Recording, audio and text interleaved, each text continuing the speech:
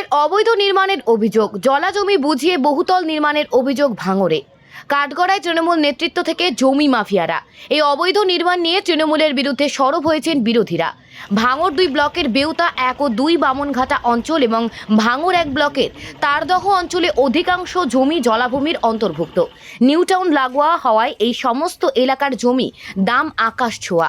ফলে শাসক দলের একাংশ এবং জমি মাফিয়ারা জলাভূমি ভরাট করে তা চড়া দামে বিক্রি করে দিচ্ছে। এর ফলে পরিবেশের ভারসাম্য নষ্ট হচ্ছে বলে জানাচ্ছেন পরিবেশবিদ থেকে বিরোধীরা। অভিযোগ, স্থানীয় তৃণমূল নেতাদের মদতেই জলাভূমি ভরাট করে বেআইনি নির্মাণ গড়ে তোলা হচ্ছে। ওয়েটল্যান্ডের ওপরে একেবারে বহুতল নির্মাণ গড়ে উঠছে।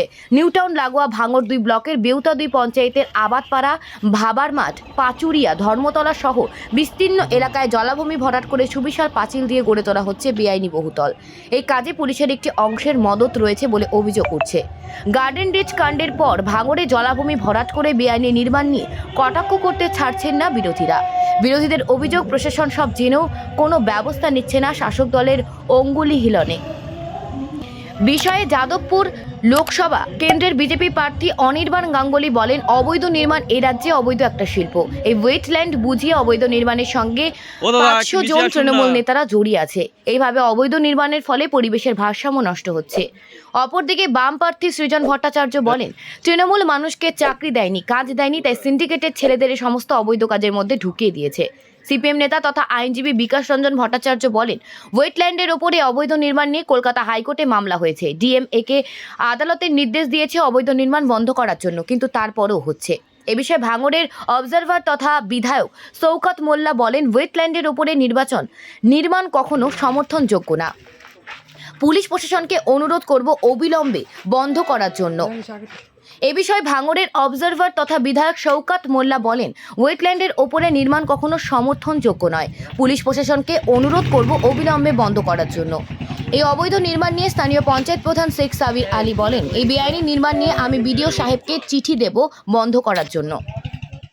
এখন অবৈধভাবে এই নির্বাচন কমিশনের আন্ডারে যাওয়ার পরেও এখনো পর্যন্ত অবৈধভাবে নির্মাণ হচ্ছে। তৃণমূল কংগ্রেস গোটা রাজ্য জুড়েই বিভিন্ন বেআইনি নির্মাণ করছে, জলাভূমি নষ্ট করে দিচ্ছে, কৃষকদের পাট্টা জমি জোর করে দখল করে নিয়ে নোনা জল ঢুকিয়ে দিচ্ছে। এ নিয়ে কলকাতা হাইকোর্টে একটা মামলাও করেছি মেদিনীপুরে। সেক্ষেত্রে হাইকোর্ট থেকে নির্দেশ দিয়েছে ডিএমকে যে এই সমস্ত বন্ধ করো, কিন্তু ডিএম সেটাও কার্যকর করতে পারছেন না। আসলে এই সরকার যতদিন থাকবে ততদিন এই সমস্ত অপকর্ম হবেই। এই জন্যই তো আমরা চেয়েছিলাম যে সমস্ত মানুষের ঐক্যবদ্ধ লড়াই হোক। আজকে দেশ থেকে বিজেপির বিরুদ্ধে একটা ঐক্যবদ্ধ লড়াই হচ্ছে, বিজেপির হারার সম্ভাবনা গোটা ভারতবর্ষ। আর পশ্চিমবঙ্গে তৃণমূল বিজেপি বোঝাপড়া করে নিয়ে ওরা চাইছে অন্যান্য রাজ্যে যে বিজেপির ক্ষয় হবে সেই ক্ষয়টা এখান থেকে পূরণ করবে 42টা। তৃণমূল জিতলেও বিজেপি, বিজেপি জিতলেও তৃণমূল। আজকে আপনারা সভা করলেন, আগামীকাল শওকত মোল্লা বলছে ঠিক এই জায়গাটাই আর তৃণমূল পাল্টা সভা করবেন এবং এর থেকে বলছে 10 গুণ বেশি লোক করতেই পারে, অসুবিধা কী আছে? ইলেকট্রাল বন্ডে বেআইনি টাকা আছে, সেই বেআইনি টাকা দিয়ে বহু মানুষকে ওরা সংঘবদ্ধ করার চেষ্টা করবে। কাউকে বলবে বিরিয়ানি খাওয়াবো, ট্রাকে করে নিয়ে আসবে। আমি তো বলেছি ইলেকশন কমিশন এই ইলেকট্রাল বন্ডে বেআইনি টাকা জব্দ করুক, দেখবেন তৃণমূল চিচি করতে শুরু করেছে। পাঁচুরিয়া ধর্মতলা এলাকায় 96 নম্বর দাগে একাধিকবার আপনি সরব হয়েছেন সেই এলাকার ওয়েটল্যান্ড নিয়ে, এবং সেই এলাকায় আপনি বলার পরেও আবারও কনস্ট্রাকশন শুরু হয়েছে। দেখুন, আমি বারে বারে একটা কথা বলেছি যে ওয়েটল্যান্ডের আমরা কখনো সমর্থন করি না। যারা করছে আমি পুলিশ প্রশাসনকে অনুরোধ করব, এবং বিশেষ করে এখন সেন্ট্রাল ইলেকশন কমিশনের আন্ডারেও আছে, আমি অনুরোধ করব যে ওয়েটল্যান্ডে যে বা যারা কাজ করছে অবিলম্বে সেগুলো বন্ধ হওয়া উচিত। আপনি একাধিকবার সরব হয়েছেন এবং আপনি বন্ধ করার জন্য বলেছেন, কিন্তু বেশ কিছুদিন বন্ধ থেকে আবার শুরু। একটা ইলেকশন পিরিয়ড চলছে, আমরা খুব বেশি কিছু বলতে পারছি না। আমরা নিশ্চিতভাবে এ বিষয়ে সংশ্লিষ্ট অথরিটি যারা আছে তাদের সঙ্গে কথা বলবো দ্রুত পদক্ষেপ নেওয়ার জন্য। এলাকায় একাধিক অবৈধ নির্মাণ হচ্ছে ওয়েটল্যান্ড তথা পূর্ব কলকাতার জলাভূমি বুঝিয়ে। আপনি অ্যাজ এ পঞ্চায়েত প্রধান কী বলবেন বিষয়টা নিয়ে? দেখুন, আমাদের কাছে এরকম কোনো খবর নেই, আপনাদের মাধ্যমেই শুনলাম। বা অবৈধ নির্মাণ রোখার জন্য আমি বারবার প্রশাসনকে বলেছি, প্রশাসন ব্যবস্থা যদি না নেয় আমরা নিজেরাই মাঠে নামব। আমাদের এমএলএ সাহেব সওগাত মোল্লা রাজ্যের সাধারণ সম্পাদক, উনি দায়িত্বে আছে আমাদের ভাঙড়ে। আমাদের 24-এ যে লোকসভা ভোট আছে, আমরা ভোট নিয়ে ব্যস্ত আছি।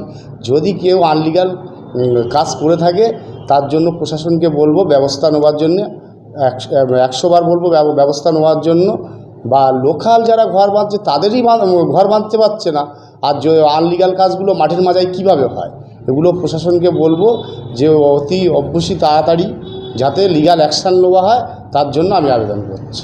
আর এর মাঝামাঝি আমি আজকে ছুটি হয়ে গেল, আমি আপনাদের মাধ্যমে দেখলাম, যেহেতু আমি বিডিও স্যারকে একটা চিঠি করে দেব, বিডিও স্যার যাতে ওয়েটল্যান্ড অথরিটিকে চিঠি করে, তার জন্য আমি আবেদন করছি।